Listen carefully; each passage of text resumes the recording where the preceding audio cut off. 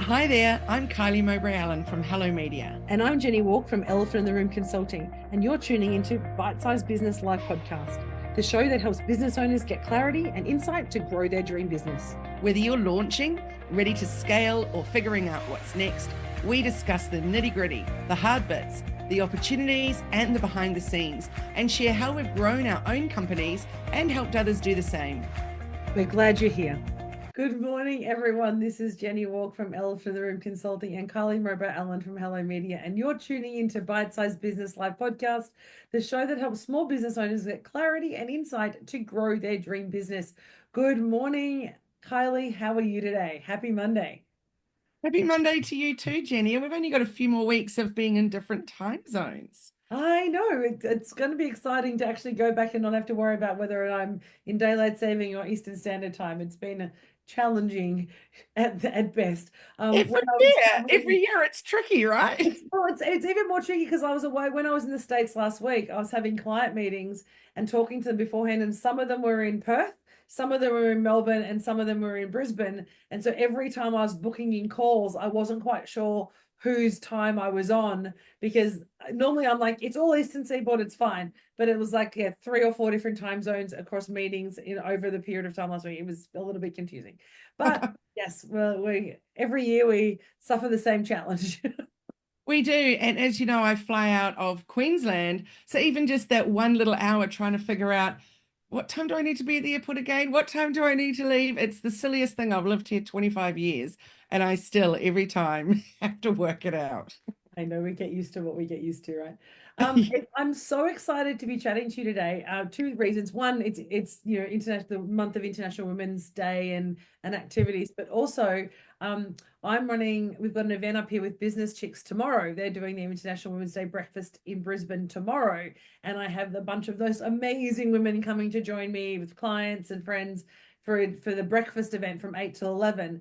And I think this is a really great conversation because the Business Chicks events this month is really around talking about that kind of, it's time for us to kind of stand and talk differently and be a little bit more bold and be a little bit kind of more, I don't know what the word is without sounding balls, but having a kind of little stronger approach to like, what do we want to see as women business owners, as entrepreneurs, as just women in society? How do we want to show up, right? Let's look at what we can celebrate. So I'm so excited about this conversation we're having today. Me too. And I want to mention that about 10-ish days ago, I was invited to facilitate a roundtable it was called Badass Businesswomen of Byron or something like that.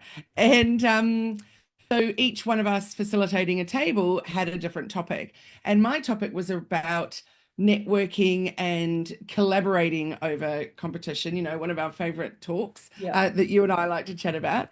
And what was really interesting is that so we were told we had 5 minutes to talk about ourselves, and then we would launch into the little mini topics that we each had ready. So instead of launching 5 minutes about myself, I did the old elevator pitch trick, but shortened it to 20 seconds. And I said, here's mine, we're timing, and each person got to have a go. So what fascinated me, we had quite a large group at my table. Almost nobody had anything ready to say or weren't really sure what to say. Then I said, hey, let's zip business cards around or digital business cards. More than half the table had no cards, had no digital card. And I thought, that's really interesting, isn't it? In 2025, how am I then supposed to connect with each one of you?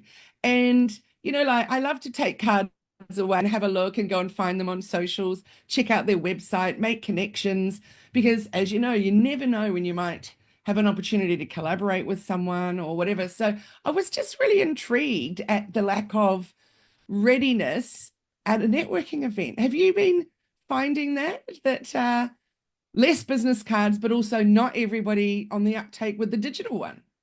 I think the digital business card is still, you and I have been using Hi Hello for some time, and I was at a networking event with the Canadian High Commission here, blissfully, a month ago, and I was surprised to see the number of people who did have a digital business card from international businesses who are coming over with business cards that were digitally, whether it's Hi Hello or some version with a tap card. But I do think that the key is the elevator pitch conversation seems to have changed a lot. I know when you know, 5 or 6 years ago, there was a really strong, you know, what's that 45-second, 60-second pitch? How do you sort of show up and have that? I've noticed a shift away from that significantly, in that the networking events are about, let's just have a conversation that has nothing to do with what we do, build relationship first, and then be like, all right, what is it that you do? Remind me what that was. It's interesting. I was at an event a couple of weeks ago, and I was sometimes I get quite nervous. I know people might be surprised when I go into a networking event. I'm not the, you know, natural networker. I have to really, you know, psych myself off to do it because that whole kind of small talk thing is really not what I love to do, but I get it done because it's part of business. But I was at this event having those conversations with people and had these two really amazing conversations. We were pre-Alfred, so you know there was all the conversations about what's happening with Cyclone Alfred. Is it going to hit? Are you prepared? Have you been able to get milk today? All those conversations. But then there were a couple of people who had just completely closed down from the discussion. And there were 2 or 3 people from a particular company, all the same company. And I was like, oh, interesting, you're a Northern Territory based company. What are you doing here in Brisbane? And it was this stilted kind of like, and you could see there was the manager and 2 staff that sit under the same manager, and he wasn't talking, so they weren't talking.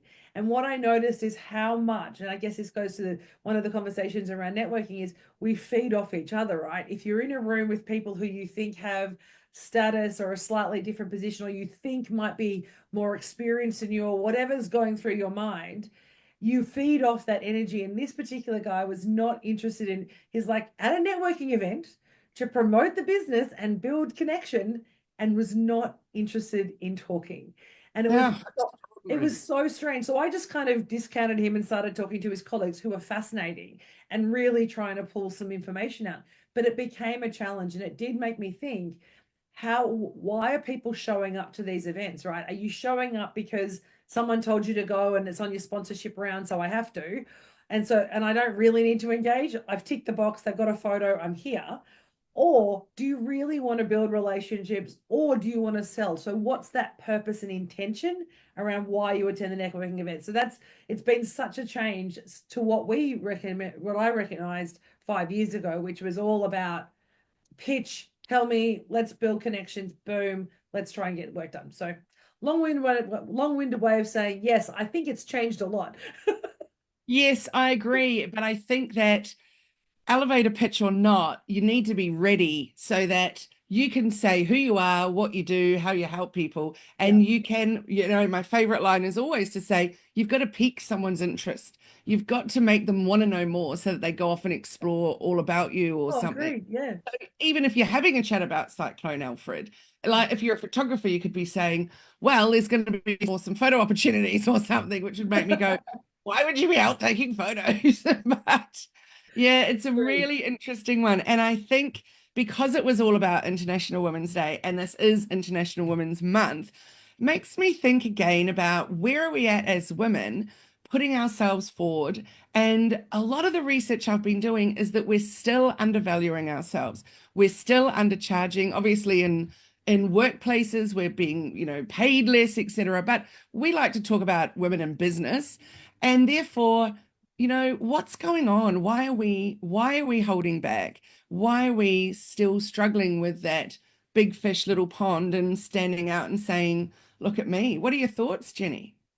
Look, and you and I had this conversation about pricing and what people should price. And I think there's not a single client that I've worked with that I haven't at least doubled their prices in the first coaching session. And they're still getting work. So I think for me personally, it comes down to 2 things. A lot of women stumble into business, and I used to use the term accidental business owner, right? So we become a business owner because either we've now got, for those who have children, they don't want to go back to work full time. So they need something to kind of, you know, keep their mind working, but also get revenue while their kids are at home or they're all in that school hour. So they create a business out of necessity or by accident. And I think when you do that, you come into the space with the kind of a sense of is it going to work? Am I going to be able to do this? And so not necessarily full imposter syndrome, but this kind of uncomfortability about I don't really know what I'm doing. I'm stumbling my way through. So therefore, I'm excited and I should be grateful if anybody works with me. So there's this kind of gratitude requirement, if that makes sense, in an awkward way. So I feel like when women first join the workforce, the entrepreneurial space, it comes from that perspective. And the same thing could go when you see women return to work after having babies. They've had, 6 months, 9 months, maybe a year or two off. They come back and there's this kind of, I'm grateful to be given my job back. I'm grateful for the opportunity. So therefore, they're not willing or feel confident enough to go, you know what, I've got this on lock. I know what I'm doing. Yes, I had 12 months off or 9 months off, but I was a boss beforehand and I'm going to be a boss now. And in fact, those 12 months or 6 months have taught me so much more that I'm even going to be better than I was before I left. And we don't have that innate natural confidence, most people, unless you train it into them. So I think some of the challenges is that kind of not almost imposter syndrome, but not quite. But it's about I'm so grateful that I have this work that I don't want to overstep myself. Absolutely. It's a huge problem, isn't it? The I'm grateful for it. I'm grateful for the work. And I loved what you said about having that time off and then coming back. Actually, I'm better than I was before. It could just be more life experience and a better way of dealing with people. But Yeah. also, as you know, you and I both are massively into investing in ourselves and our upskilling. And we as coaches always have coaches ourselves because that's a big non-negotiable, I think you could call it, that we are constantly up leveling. And therefore, we need to be pricing accordingly because the more that we're investing in ourselves, the more we're offering our clients. Therefore, the more we need to be charging. Yeah, and I think pricing for so many people, and it's a lot stronger I find with women than I do with men, and that I think that's research will tell you that. But I think it's around that confidence to say I am good at what I do, and it doesn't matter about anything else that's going on in my life. My work is good, and so what I do, and I mean I've done this, and you and I've been connected for so many years now. Privately, I'm probably a little bit of a mess sometimes. But at work, I know my work's on lock. I know what I do is good. I'm very proud of the work that I do, and lowercase p proud. I am able and capable of doing the work at an exceptional level, and I know that. And I'm comfortable and confident to say that. So I guess the first question I would ask anybody, if you're a female business owner, or even if you're in an office, are you willing to stand there in front of a bunch of people and say, I've got this, I know what I'm doing, I am, I have the expertise, I have the capability, I have the capacity, I have all those things. If you're not able to do that with absolute conviction, you're always going to underprice yourself. That is, I've done no research on this, but I can guarantee you from all the clients I've worked with over the last 8 years, if I looked at a correlation between an ability to be able to stand there and say, this is who I am, this is what I do, this is where my expertise lies, and their pricing, there'll be a direct correlation because I've seen it through the clients that I've worked with. And I think that's about understanding your worth. And I have a separation. My worth at home and my worth at business may sometimes differ, right?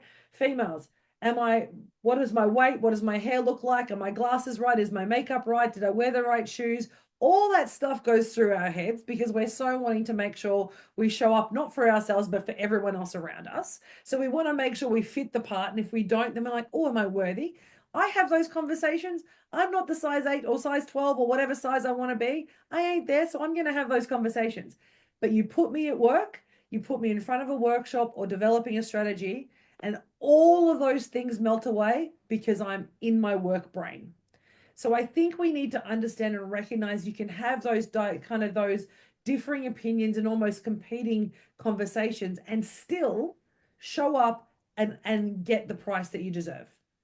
Oh, you've just explained that so beautifully, and I love the differentiation between the me, the work person, and the me, the work, the me, the not. So I went to someone early this morning to drop off some alterations for clothing.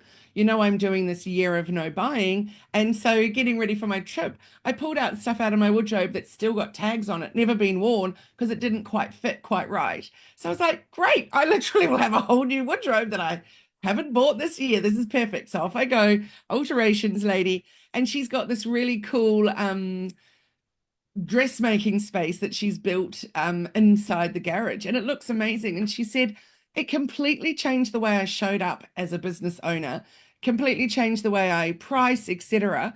Because I leave my house, I go out, I go down to the garage, and I'm in a completely different environment. And Yeah. she said, I do a full day and I leave. And I said, the same thing happens when I'm not just working in the house or on the couch or whatever, which of course is great for some. But for some of us to put on our work hat, so to speak, and leave and go, then you're moving into a different mode. And I think that's so similar to what you were just saying, is that the you in your personal life does not need to be the same as the you in your business life, which really needs to show it's about how you value your brain, your experience, your IP, and what you have to offer the world compared to what I look like and what people think about what I look like.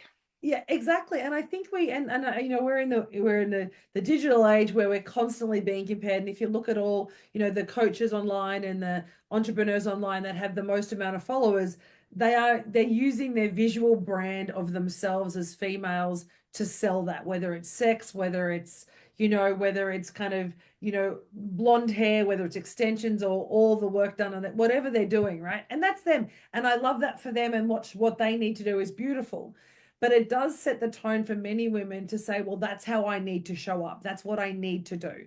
When the reality is you need to develop a business that makes you feel confident and do work that actually brings out all those amazing traits that you have. So mine is my ability to kind of bring visual kind of ideas and strategy together and articulate that really clearly and well, whether it's through learning design, whether it's through strategy, whether it's through workshop facilitation.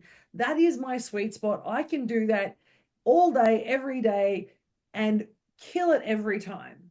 The same way you do with your social media clients and when you're working with your digital marketing and helping people build their capability. That is your sweet spot. And when you're in that space, you're in the zone and no one is stopping you. But when we price, we do it from a heart's perspective. Is it okay? Do you think people will like me if I still price this much? Will I have enough attention? Will it give me the validation that I want? And I think that validation piece that many women, not everybody, but many women and men are searching through pricing, that they're validated by the revenue they're getting for their business or the price per hour. That's their choice. That's what they're using to give themselves that boost. So I invite them to say, let's step that aside.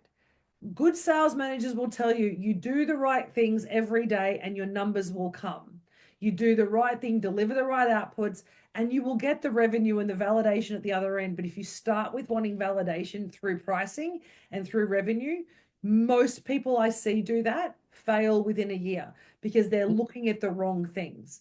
So if you want to price more, if you think you're underpricing, ask yourself, are you the best in class for your industry? Are you showing up for your clients? Are you delivering world-class standard product or services? And if you can answer yes to every one of those with absolute conviction, then have a look at your price and say, well, let's put it up 5%. Let's put it up 10%. And remember, 5% is not a lot of money. On $100, it's $5. Your clients aren't going to notice $5. On a $10,000 project, 5% is $500. Your client's not going to know the difference between 10,000 and 10,500. And if you do that incrementally over every 6 months, every year, in about 1 to 2 years, or be bold and just go, damn, my next contract's 20% higher because I am underpriced. If you do that, your clients will respond in kind because they'll see that you're now pricing yourself at a worthy level. Absolutely. I have recently had some awful backlash from a client about increasing my prices. And it was such a setback mentally for me because I really struggle in this area. I just want to be able to help everyone. And at the end of the day, undercharging is not helping me. But also, like you, I'm always trying to help my clients price themselves better or their products better, etc. Yep. So to not do it for myself is just ridiculous. And so bit by bit, I've been working on it. And then to get some really full-on response in a negative way was incredibly hard to swallow. And I think that what we've got to remember is that it's always going to happen. There's always going to be one or whatever. They're just not your people. They're not, they're not clearly valuing you either. But Yep. what it spurred, weirdly, that timing was, is that I'd just been writing a blog on that very, very topic. So anyway, I edited that blog and added that little experience in there because I learned a lot from what I did wrong and what I could have done better from that experience. But while I was researching it, that blog, one thing I found that I wanted to say is that research shows that typically women charge 20 to 30% less for the same services that a man would be offering. So that's a really interesting one, I thought. And the other thing is that women generally overdeliver and undercharge, which is also interesting, and that women are more likely to discount their rates when they're asked to. But I'm guilty of giving a discount when I'm not even asked to. Like, what am I doing? It just feels like a nice thing to do. And when people approach me and ask for a quote on something and I know them, but not even really well, like maybe it's just that they live in my area, but I literally don't know them to sit down and have a cup of tea with, I'll give them a discount. So what is happening there? So what are your thoughts around that? It's something that happens to everyone. So a couple of things we can unpack there. So one of the things about the over delivering, I over deliver for my clients, but I over deliver at a good price. Okay. So I'm not undercharging and over delivering. I'm over delivering for the price that I'm giving. So what I'm saying to that is I scope my project properly. And then if I want to, and then I will give them a little bit extra. It might be an extra workshop or an extra conversation or extra pieces on top of that, because to me, that's building trust. I'm building goodwill through over delivering, but I definitely don't do it with an underpricing. I used to do that 100%. When you and I spoke many, many years ago, when we first met, I remember one of our coaches was saying, just start your training really close. So start coaching at $50 an hour or $100 an hour and build your skill. And at that time, I think my first coaching client, I was charging $500 an hour. And I had people around me saying, well, you can't do that. You're just new. And I was like, but because I'm getting a coaching qualification doesn't mean that I don't know how to coach. I've been coaching for 30 years. I've now just got a certificate that validates it. So that's for you. That ain't for me. So I can charge what I believe I'm worth. And so I think there's a conversation around self-worth. But to your point there, what we tend to do is, and we do undercharge generally, is I say to everybody, benchmark what you're pricing. So if you're new, if you're new to an industry, find out, you can use chat these days, what is the average or the benchmark for your product or services in the market? And services are really easy. So products are really easy. You use a cost price model. If you're retail versus wholesale, there's some general markups you can use that guide you on your retail pricing or your wholesale pricing. But when you get to consulting or providing services, there isn't really kind of a standard pricing model. So I always say benchmark the market, see what's in the market, and then decide where do you want to sit. So if we think about the market positioning, excuse me, we think about market positioning, we can either position ourselves as a low cost offer, which means people are going to come to us and say, it's quick, it's easy. There's probably not going to be a lot of trust, but if you're going at the lower end of the market, it's quick and dirty, right? If you go middle of the range market, they're going to go, well, they've got some experience, they know what they're talking about, and it's value for money. When you sit at the premium end, that's when the delivery of your service and how you show up as your product or service, not your physical being, but your actual delivery of your work that you do, has to be on point, amazing all the time to be premium. So your question is not what is the price I'm charging, but where do I want to sit in the market? Once you know that, then choose a price that matches that level and be okay with it. You want to be mid-range, choose a mid-range price. You want to be value budget, choose a value budget price. You want to be premium, choose that price, but then live up to what that price point says to the market. And we don't do that. Women tend to be like, I'll just charge $50 because it feels comfortable for me. Well, just because it's comfortable for you doesn't mean it's the right thing to do. Pushing yourself a little bit more, being on this sort of on the other side of uncomfortable is where you want to play, particularly in a pricing perspective. I had a client recently, and I price what I think is mid to premium pricing. I think it's a fair pricing what I offer, because I know I'm efficient at what I do. I can streamline the work, and I don't do that to cut corners. I just know how to deliver really efficiently. And a client came to me, looked at my pricing for a project that I'd been doing. Three other clients had been like, oh, is that the price? Are you, I'm not sure about that. This one client looked at it and went, it's a no-brainer. It's so cheap. And I was like, really? So clearly, for that client, again, it comes to client. That client thought what I was probably 20 to 30% lower than market. But for me, it's comfortable. I'm okay in that space. And so I think when we do that, we're looking at it from, again, validation. I have to feel comfortable with it. I don't want to pay very much money.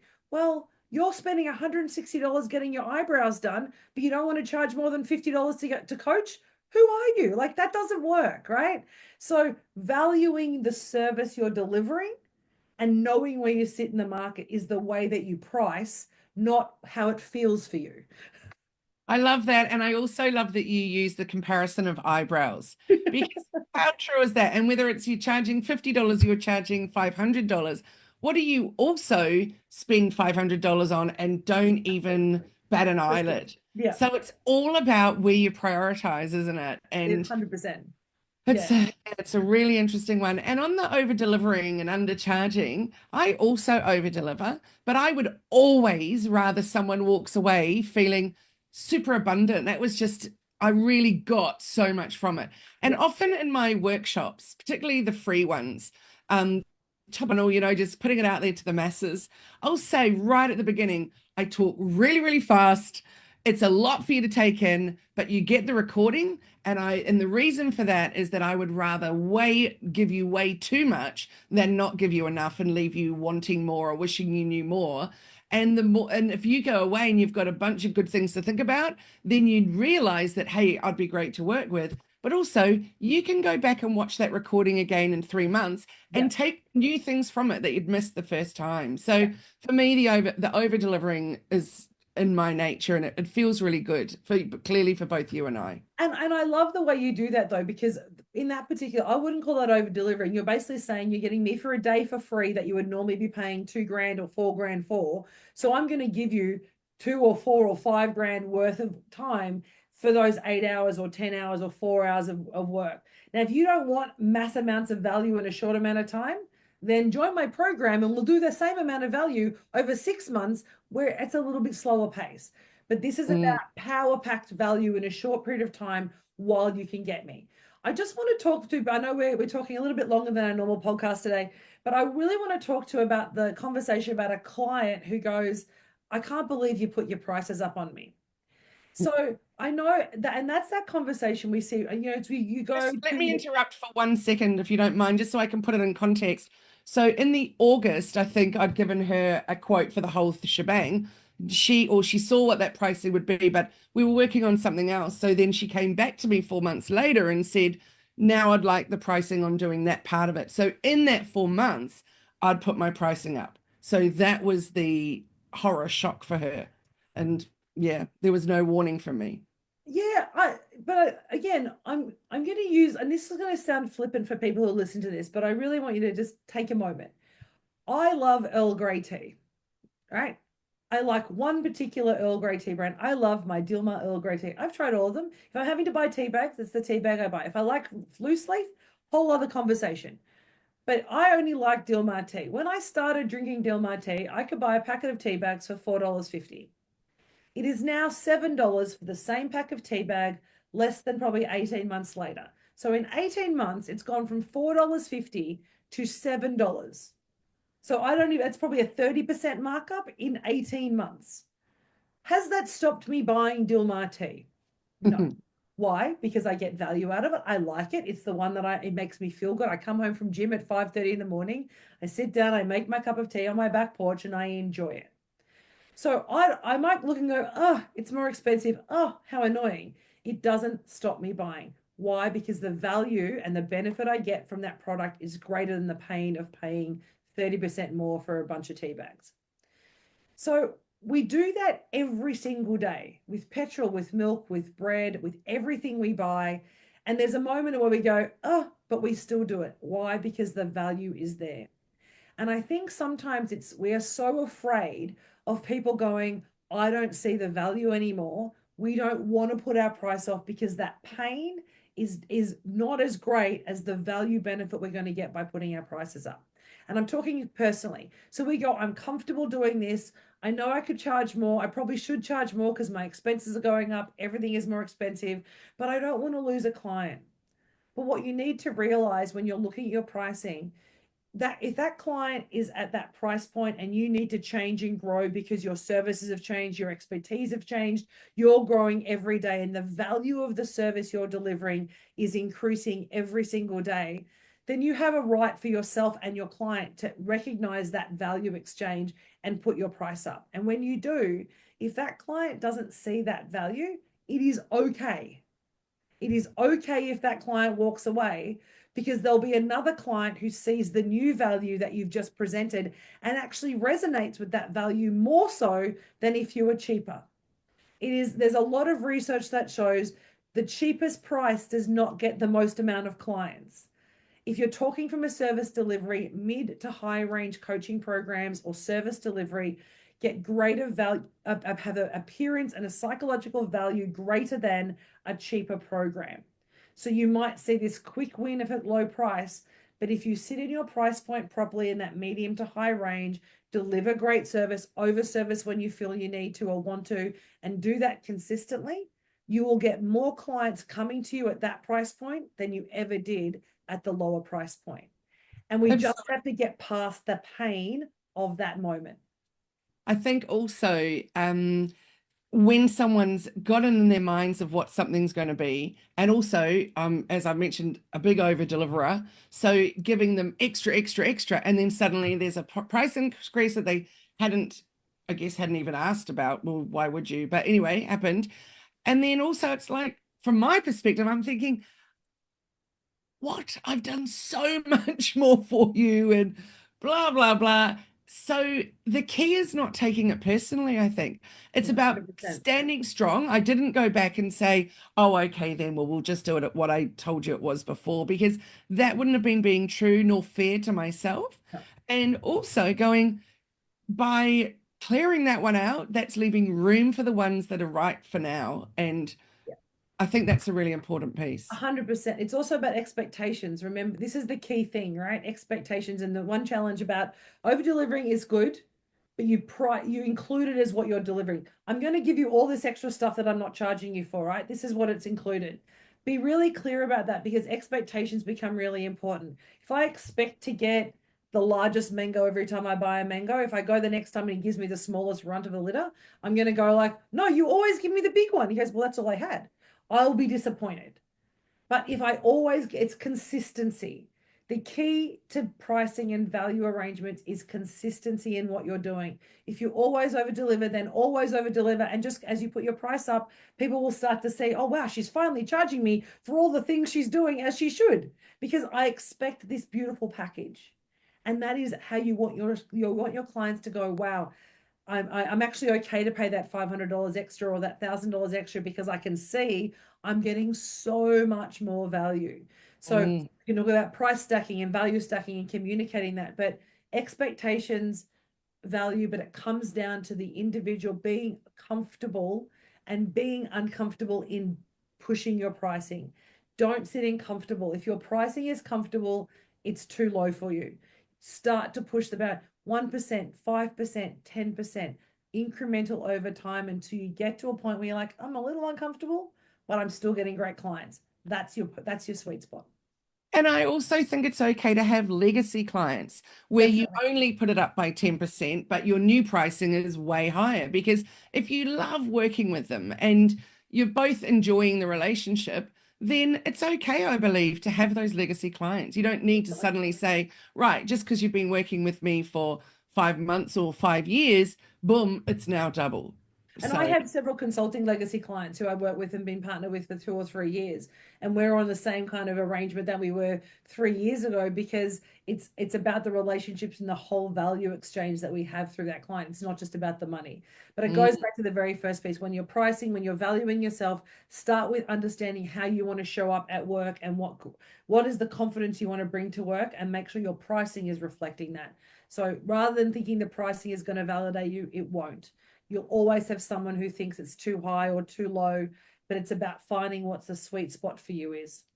Yeah, beautifully said. So, what would be your final tip for people to take away with them today? I think if you're a female entrepreneur, recognize the value you bring as a female entrepreneur first and foremost. The way that we work and the way we show up is different to our male counterparts, particularly in a service delivery industry. So if you understand that you innately have this incredible power and value as a female entrepreneur, when you look at pricing, when you're looking at revising your pricing or even building your business model from scratch, if you start with that power in that reflection first, that will already position you to price yourself better in the market than if you come to the market just being grateful to being employed. Beautifully said. And what Beautiful. about you? I would say that you just need to remember that it's not about pleasing everyone, that you need to think about who do I want to work with or who do I want to have as my customers and my clients and work it out around that. So, Yeah. are they the people that you have now in your space? Are they the right ones for you moving forward?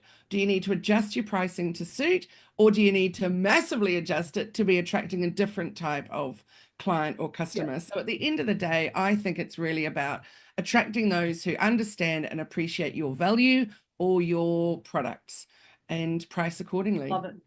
100%. I would completely agree. I think today's conversation, thank you for hanging out with us for today. We've had a bit of a longer conversation than we normally have.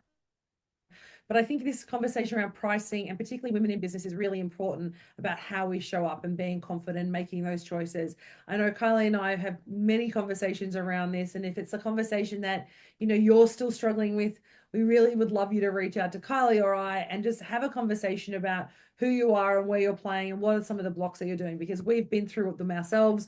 We understand what you're trying to achieve. And between either of us, we have some incredible ideas and experience to help you bring that through. So, in that note, Kylie, how can people reach out to you if they do want to catch up with you and say, talk to me about pricing and how I can kind of reposition myself? They can jump onto hellomedia.team and find out all the information. But I think this is a great time to say, what about going to Arizona and doing a retreat with you, Jenni, where they will really pull their pricing apart and have a great trip away at the same time? I know, I'm so excited. Sedona, Empire Builders Sedona at the end of April this year. I am beyond stoked about being able to deliver this program in the US. And Sedona is one of the most incredibly magical places. When I stumbled across it last year, I went, this is where we have to launch Empire Builders. So yeah, 3 days to transform your business, completely rewrite your business model or create your business model and reinvent yourself along the way. So for those who are interested in that, you can go to empirebuilders.com.au. We'll put the links in the chat for you as well. But you can find out about our Empire Builders and connect with us through elephantintheroomau.com or elephantintheroomau on across all the socials. Reach out. You can book the booking chat and all the booking links, everything is there to go. So yeah, thank you for that. I'm very excited about it. And you're off to social media marketing world in a Oh, couple of days. I'm going to be hanging out with my people. I just can't wait. Yeah, There's a amazing. Facebook group set up for it, and we're already going blah, blah, blah, blah, blah, with all the marketing and the networking and all the stuff going on. So I'm just so super pumped for all the new learnings and connections. And I can't wait to hear about them when you come back in a month's time. Oh, Um, we might have a new topic. Yay.